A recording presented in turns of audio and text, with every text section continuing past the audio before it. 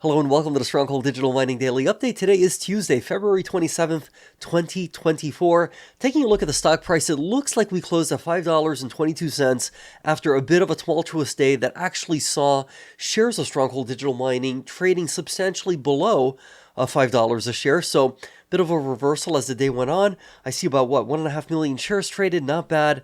I'll tell you something. With Bitcoin approaching $57,000 a coin, $57,000 a coin. My expectation is that each day that we're able to mine Bitcoin, the Bitcoin that we're mining seems to be worth more every single day. And I don't think that's really being reflected in our stock price at all. Now, I am very curious to find out, as I sort of alluded to yesterday, hey, where are we at right now? Like, are we at 4.5 exahash? Are we still at 4 because we replaced some older machines with some of the newer machines that we got now in January? Right? These are all like really important things that, to me, it makes sense to share with the market. Right? Because I can't imagine that there's anything bad that can be discerned, right, from having acquired about 1 additional exahash of Bitcoin mining machines with an average efficiency of 25 joules per terahash, and adding that into what we currently have, right, in terms of, like the mix of machines that we currently have. So, hey, is it a matter of having removed some of the older ones to add these? Is it a matter of having, made some adjustments to the data centers themselves, which I think is somewhat unlikely? But again, these are all things that, in the absence of some clarity, there's just a lot of room for speculation and, imagination, right? So we got to try to figure out where we're at in terms of Bitcoin mining, actual plugged-in capacity. Because I'll tell you something, we mined, I think it was 192 Bitcoin during the month of January of this year, January of 2024. So if you take 192 Bitcoin and you multiply that by $57,000 a coin, which of course, Bitcoin wasn't at 57,000 back in January, but I'm just saying, for the point of, making an illustration here. So that's nearly $11 million that has the potential to be generated in a single month, right? Thanks to the price of Bitcoin being a lot higher. Now, you might say, hey man, but how about the network hash rate? Well, right now it's at 537, but let's say we're up to 600 or 650, something like that. So sure, on a sustained basis, maybe, Stronghold only generates, say, roughly 185 Bitcoin. But again, that takes into, that sort of assumes that we're sort of standing still. We're not. We're getting much more efficient Bitcoin mining machines, and we already got them. So let's just assume we can kind of keep producing around, say, roughly 190 Bitcoin per month. That, hey, the higher the price of Bitcoin goes, like, that's really, really meaningful revenue, right? Hey, you take $11 million, you say you multiply that by 3 months, that's what, like $33 million just from Bitcoin, right? So that, to me, is really, really interesting. Something else that I think is really interesting and that I'm trying to sort of get to the bottom of is, hey, is there a cap on the number of RECs, right, renewable energy credits, that, an entity like Stronghold Digital Mining has the potential to generate, right? Is there a cap? The reason I'm wondering about that is because if we take the 140 megawatts that we talked about yesterday, we multiply that by 24 hours in a day, that's 3,360 potential, well, it's 3,360 megawatts of electricity produced in a day. Now, that also then equates to 3,360 renewable energy credits being produced.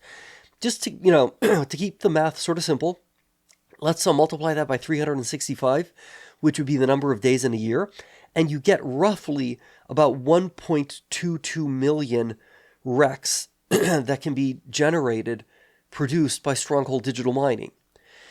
It doesn't really look like REC prices are going to be going below $30, okay? And right now they're like around 34, 35, 38, right, depending on how you sort of look at it, depending on the futures market for them. Again, I am going to like do some deeper digging into this, but I think it's very safe to say that at a bare minimum, right, at this point, looking forward, right, we're looking at REC prices well above $30 per REC, okay? So just to kind of keep the math super simple, hey, I'm going to multiply 1,226,400 RECs, right? I'm going to multiply that by 30. That's like $36.7 million. So here's my question. Now, granted, remember, this chart, it's like going straight up. Okay, RECs were not anywhere close to being this lucrative even a year ago. But, at some point, I've got to believe that if we are accounting for these RECs as a contra expense to fuel, I mean, like, you know what I'm trying to get at? Like, is there going to come a point where our fuel cost is nothing? Because I'm just trying to like conceptualize that it could potentially cost, $37 million per year for fuel? Maybe. Let's multiply this or divide this by 4. Hey, maybe, right? Because it works out to 9.1 million.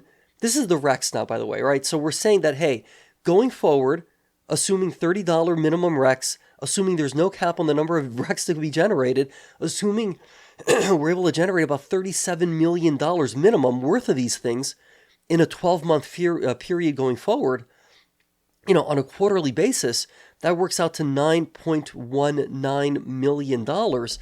If you look at our quarterly filings for the past, say, 2, 3, 4, 5 quarters, our fuel expense, generally speaking, hasn't really been like that far above 9 million. In fact, it's been somewhat under that.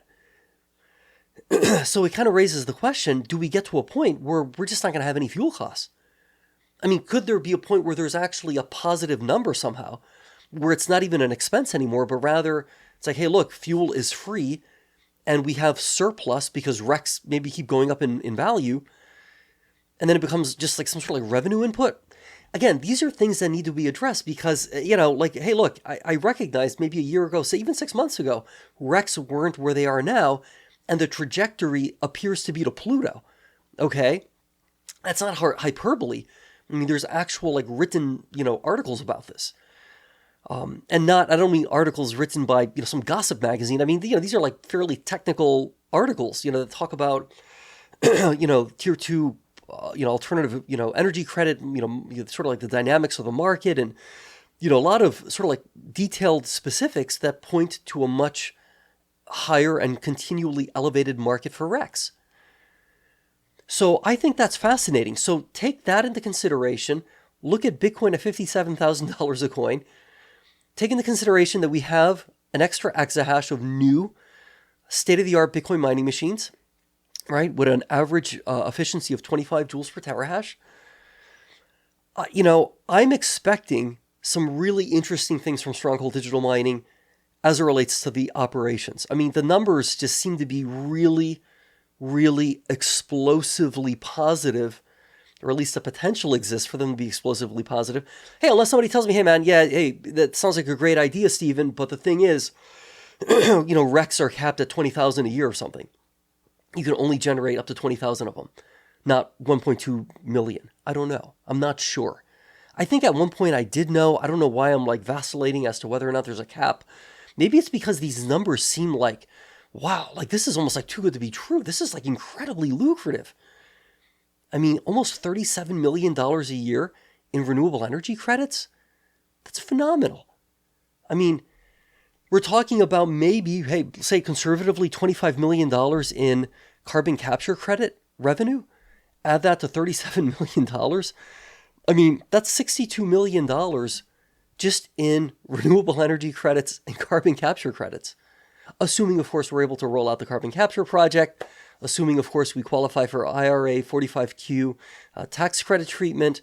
And, of course, assuming we're able to get listed on the Puro registry and we have some interest in the private voluntary market.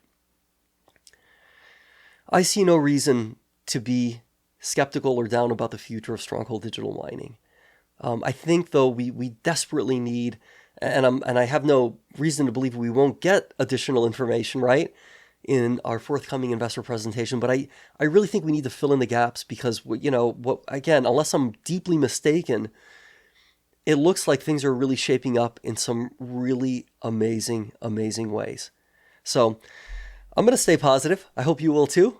Let's try to be great, and we'll see each other again tomorrow.